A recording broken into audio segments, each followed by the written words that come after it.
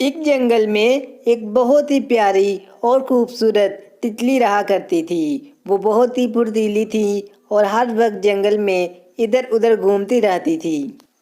پاس ہی ایک درخت پر ایک چڑیا نے گھونسلہ بنا رکھا تھا۔ ایک دن وہ تتلی اڑتی ہوئی ادھر آ کر ایک ٹہنی پر بیٹھ گئی۔ اس نے دیکھا کہ چڑیا بہت ہی پیارا گانا گا رہی ہے۔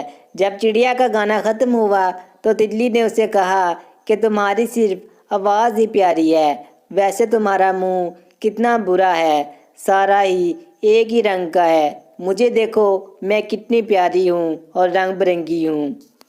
اسی درخت کے نیچے ایک بلی بیٹھی ہوئی تھی جو کہ کافی زیادہ بھوکی تھی اور اپنے لیے کوئی شکار ڈھونڈ رہی تھی۔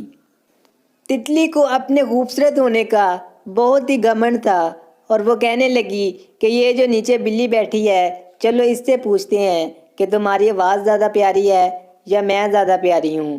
تو انہوں نے اس بلی سے پوچھا۔ بلی نے آگے سے جواب دیا کہ میں تو اب بوڑھی ہو چکی ہوں، نہ تو مجھے اتنی دور سے سنائی دے رہا ہے اور نہ ہی دکھائی دے رہا ہے۔ تم دونوں میرے پاس آؤ تو پھر میں بتا سکتی ہوں کہ تم دونوں میں سے کون صحیح ہے۔ پاس ہی درخت پر ایک کوا بیٹھا ہوا تھا۔ وہ یہ سب سن کر بہت زیادہ ہنسنے لگا کیونکہ وہ بلی کی شرارت اچھی طرح سے جانتا تھا۔ تو بلی نے اسے کہا کہ اس میں ہنسنے والی کیا بات ہے، میں صحیح ہی تو کہہ رہی ہوں، میں اب بوڑھی ہو چکی ہوں۔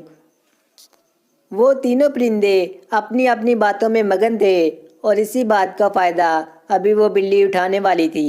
جب اس نے دیکھا کہ وہ تینوں ہی اپنی باتوں میں لگے ہوئے ہیں تو اس نے فوراً سے تتلی پر جھپٹنا شروع کر دیا۔ جیسے ہی وہ جھپٹنے لگی، چڑیا نے فوراً سے تتلی کو کہا کہ وہ اڑ جائے۔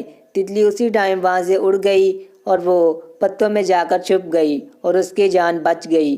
پھر تتلی نے چڑیا کا شکریہ ادا کیا اور اس سے معافی مانگی۔